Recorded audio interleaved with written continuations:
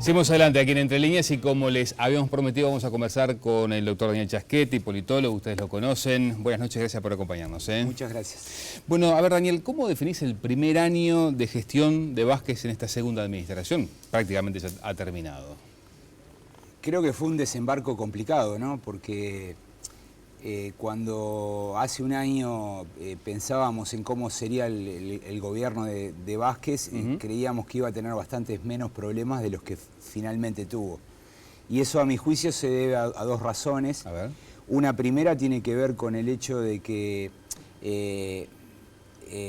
la interna del Frente Amplio y del gobierno es una interna muy particular, donde José Mujica tiene un peso bastante grande. Algunas de las políticas que llevó adelante Mujica, Vázquez estaba convencido de que había que revertirlas.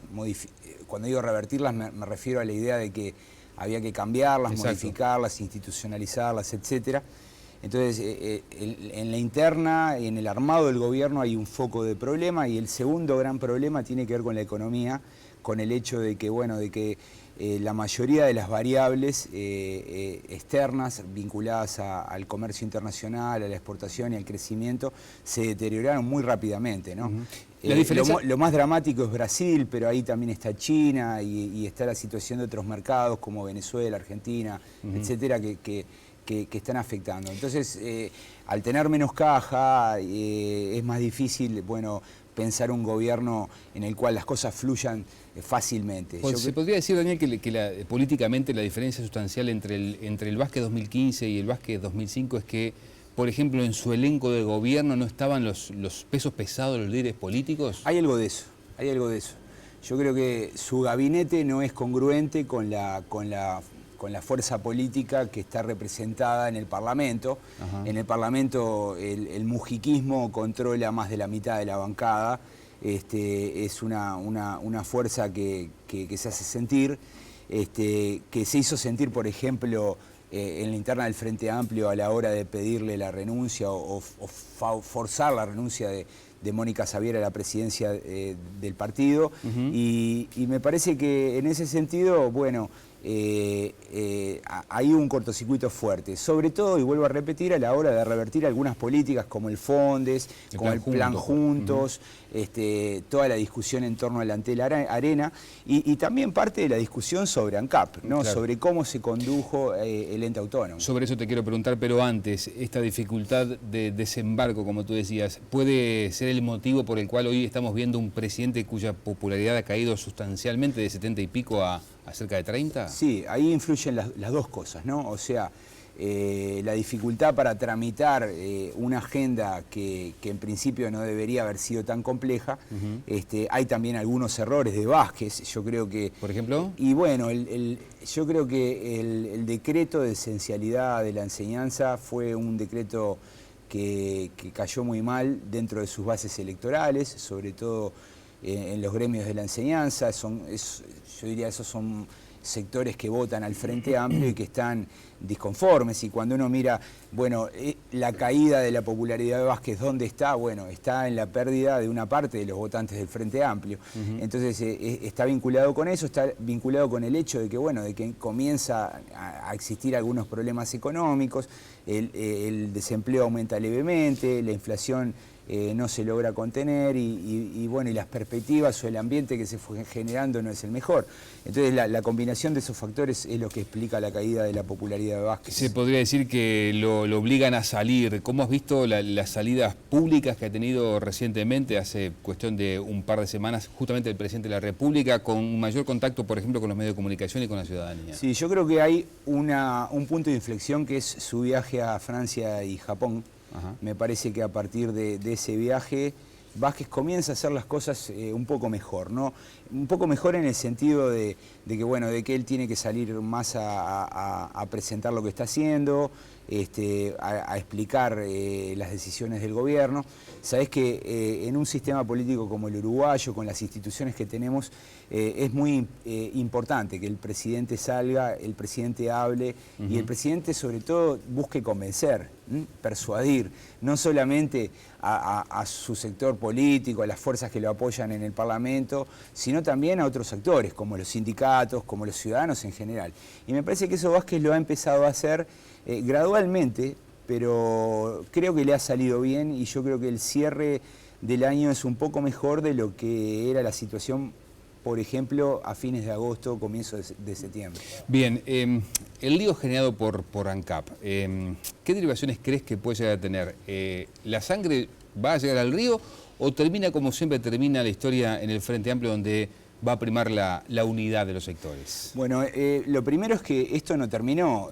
La comisión investigadora va a presentar en los próximos días un informe que va a ser tratado por el Parlamento, por el Senado, y bueno, hay que ver allí cómo se colocan, cómo se posicionan los sectores. Me parece que ese informe va a ser una especie de conclusión que va a traer decisiones. Yo me imagino que puede haber cambios en la conducción de ANCAP, pueden haber decisiones de inversión para conseguir que la empresa sobreviva. Y me parece que en la interna del Frente Amplio la discusión ya se viene dando así, pero que se va a volver más intensa respecto a quién paga el costo, ¿no? O sea, de quién es el muerto, quién se hace cargo.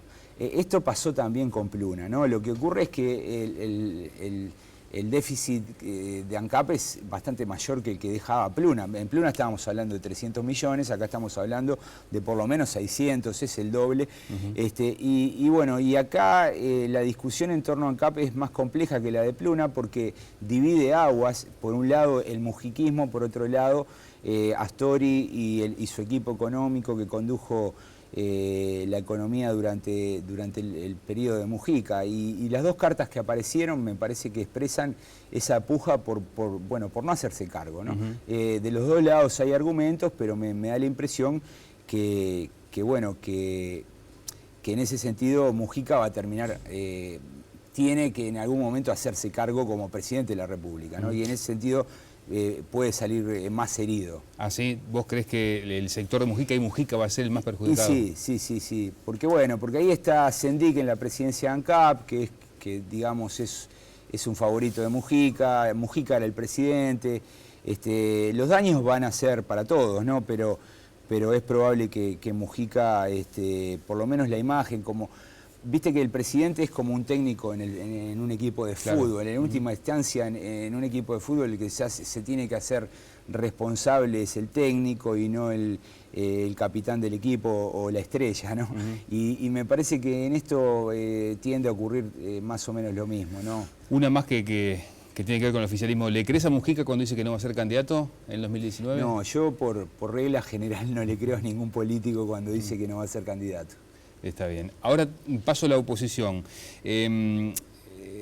¿Cómo la has visto este año? ¿Ha aprovechado, si querés, estas dificultades que ha tenido el Frente Amplio, el gobierno, para de alguna manera posicionarse ante la gente? Sí, yo creo que ocurre como una paradoja, ¿no? Cuando uno conversa con miembros de la oposición, con los líderes, como que los encuentra insatisfechos, ¿no? Ellos tienen la sensación de que el escenario es favorable a los planteos de la oposición, pero creen que no han conseguido los resultados que podrían haber conseguido. Pero cuando uno se aleja un poco del escenario y observa con tranquilidad, uno encuentra que efectivamente la oposición ha tenido algunos éxitos importantes. Por ejemplo, la comisión investigadora de ANCAP es un éxito de la oposición y ha conseguido que el tema haya estado en la agenda todo el tiempo. Es un tema que le genera costos al Frente Amplio. Por otro lado, yo recuerdo a Lacalle Pou diciendo a comienzos de la gestión de Vázquez que los dos objetivos del Partido Nacional iban a ser el tema educación y el tema ANCAP, y en cierto modo lo han logrado. Hemos hablado la mayor parte del tiempo de estos asuntos. Me parece que la oposición comete errores cuando se apresura e intenta colocar el tema electoral ya en este primer año, ¿no? Estoy pensando, por ejemplo, en la convocatoria de Larrañaga, que es cierto, el postfrentismo, digamos. Es el postfrentismo, que es cierto que no es una convocatoria electoral estrictamente, pero bueno, por detrás está eso. Me parece bien la idea de que la oposición coordine, pero lo cierto es que bueno, que así como lo están haciendo, parece que lo están haciendo bien y que están obteniendo resultados. Por lo cual me parece que la oposición no debería apresurarse tanto y seguir en esa línea. Sabés que en un sistema político, cuando hay un gobierno que tiene mayorías, la principal función de la oposición es controlar por todos lados y me parece que en eso están bastante enfocados. Y la última, ¿tiene posibilidades de funcionar este espacio socialdemócrata que ha impulsado, que viene impulsando Pablo Mieres? ¿Tiene algún punto de contacto? ¿Le ves algún punto de contacto con esa corriente postfrentismo de la que habla Larrañaga? No, son cosas bastante diferentes. Pablo Mieres está, con su propuesta, lo que está haciendo es tomar nota de un hecho que se viene constatando hace tiempo. O sea, hay una serie de políticas públicas en Uruguay que no se aprueban, que tienen un respaldo grande de la ciudadanía, pero que a la hora de ser tratadas o tramitadas en el Parlamento, algunas ni siquiera llegan a tratarse, se traban. ¿Por qué? Bueno, porque los alineamientos partidarios impiden que esas políticas se aprueben. Son políticas que yo diría son respaldadas por el votante mediano del sistema político. Un ejemplo es el TISA, ¿no? Claro. 70% de apoyo en la ciudadanía, sin embargo, cuando uno mira en el Parlamento no había votos para el TISA. Entonces, me parece que lo que hace Pablo Mieres es hacer una convocatoria en esa línea. Ahora, yo diría, la propuesta de Larrañaga tiene altas probabilidades de desarrollarse. La de Mieres es inviable, porque la de Mieres se choca con los partidos, ¿no? Ni el Frente Amplio se va a romper, ni el Partido Nacional se va a romper. Entonces me parece que es una buena idea, invita al debate, pero como proyecto concreto de transformación en voluntad política, creo que no tiene ninguna posibilidad. Daniel, gracias por acompañarnos. Amigos, bueno, hacemos una última pausa. Enseguida nos detenemos en la segunda parte del informe que nos había prometido Daniel Rodríguez sobre justamente la comisión investigadora de ANCAP. Veremos qué nos va a aportar Daniel. Ya venimos.